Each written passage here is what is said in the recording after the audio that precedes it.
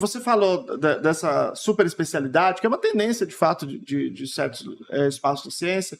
E, por outro lado, você falou desse caráter mais amplo, mais, digamos assim, olhando de uma maneira mais geral do trabalho no INPE, mas não é só do INPE, né? A sua própria posição, a sua própria história leva a esse tipo de construção, porque, como você falou, operação de satélite, construção de satélite, você já trabalhou, você já pensou em todas as áreas, você tem uma visão de todas as áreas. Eu, particularmente, eu tenho uma perspectiva epistemológica, científica, que tem muito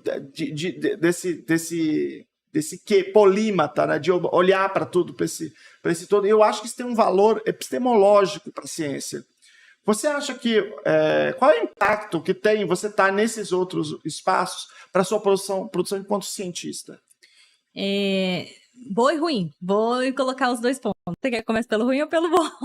Não, vai pelo bom, vai pelo ruim primeiro, que a gente pelo menos já sabe o ruim é porque a sensação que você tem é que você não é especialista de nada, né? Vamos dizer assim.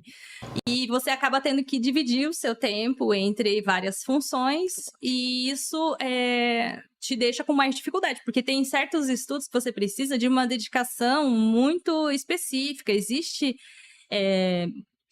muita informação por aí, e você precisa colimar ou juntar todas essas informações em um ponto, e quando você olha, abrange isso de uma forma maior, você sabe, uma revisão bibliográfica ou literária é extremamente complexa quando você já tem que olhar um assunto só, porque um assunto puxa uma outra coisa, que puxa outra, que puxa outra, e você acaba tendo que gastar bastante tempo nisso.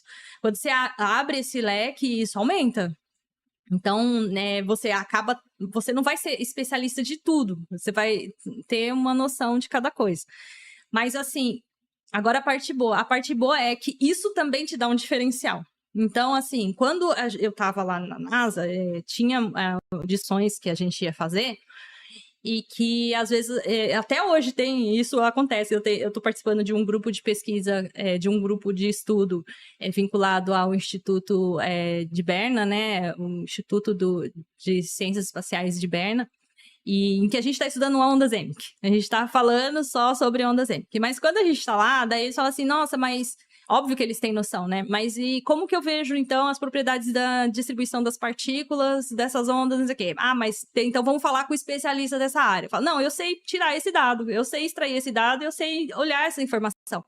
E eu acho que aqui você não encontra essa informação. Eu sei, nossa, mas então vamos olhar o Sol, quais as condições do Sol? Não, eu entendo como é as condições do Sol, porque a gente discute isso lá no Brasil.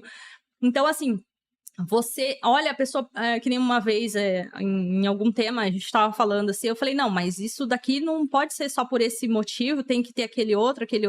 Então, lá, às vezes, eles contactam as outras pessoas e vão encaixando essas peças. Aqui, todo mundo acaba, quando vai fazer o seu trabalho, olhando para tudo. Então, eu percebo isso. Então, nossa, vamos estudar o dado desse satélite. Aí eu falo, poxa, mas a gente tem aquele outro satélite que passa por aqui, que a gente poderia extrair a informação por causa daquele outro equipamento. Então, a visão acaba... e eu também lá no centro de controle, né? Porque, por exemplo, eu sou controladora de satélite. Eu analiso as condições do satélite.